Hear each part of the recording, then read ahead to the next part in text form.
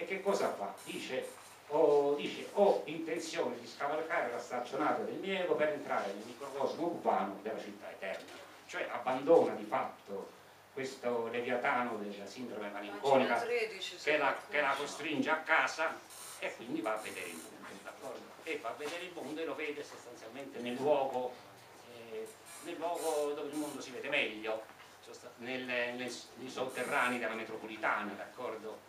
Nella metropolitana insistita nei due scritti iniziali, diciamo scritti perché non sono propriamente racconti, e poi in un ufficio pubblico, no? E qui si trova quello che si può trovare, insomma, un degrado nemmeno ce lo possiamo immaginare, un degrado che però presenta delle figure che sono così tenacemente vogliosi di vivere, d'accordo?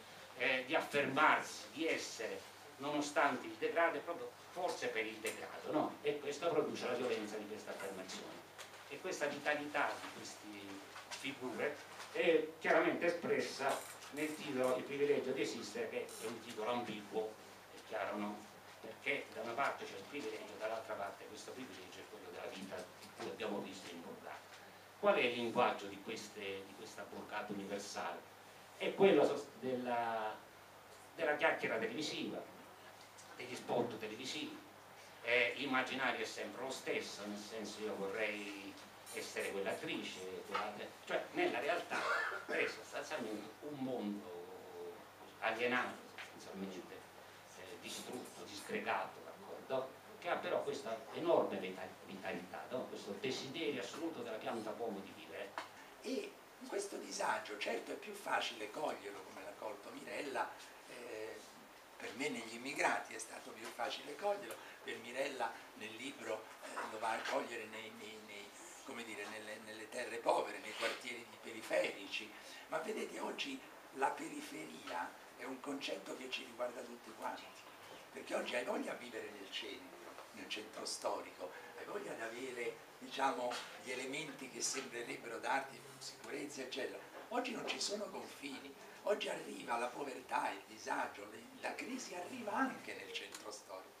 Non ci sono più le pareti che ci sembrava, beh, stiamo in Italia, un paese tranquillo, un paese ricco che sta andando verso la ricchezza, che certamente è uno dei più ricchi del mondo, che abbiamo le nostre idee, la nostra fede, il nostro linguaggio, la nostra cultura, ma ormai le pareti sono completamente permeabili prima alla comunicazione e quindi a quello che arriva dal resto del mondo, alla televisione, alla globalizzazione, poi alla finanza, che è quella che ci dirige, per cui se va a ficco, che ne so, la banca della Corea del Nord, il giorno dopo i nostri titoli scendono e la Corea del Nord ai miei tempi stava, scusate il modo di dire, il culo al mondo, no? Cioè, no, oggi siamo tutti in quel posto, diciamo così, cioè siamo tutti quanti in una situazione periferica anche quando ci sentiamo centrati e quindi il cogliere l'interesse di una periferia, sia pure raccontata, certo, un po' con gli stili, i registri del certo neorealismo, ma rivisto, come diceva il professore, rispetto a una situazione ben diversa e quindi in realtà con una... Ecco, che cosa cerca di fare? Cosa secondo me riesce a fare Mirella? Cerca di cogliere questo disagio, questa diversità, questo disagio, anzi direi più che di cogliere, di accoglierlo, cioè di riceverlo, di andarlo a far parlare. Avete colto al massimo le mie intenzioni nello scrivere, insomma, quindi c'è tutto già in quello che avete detto, io posso solo aggiungere, che ne so, descrittivismo cinematografico, perché io mi fermo molto sui dettagli, oppure sui flashback,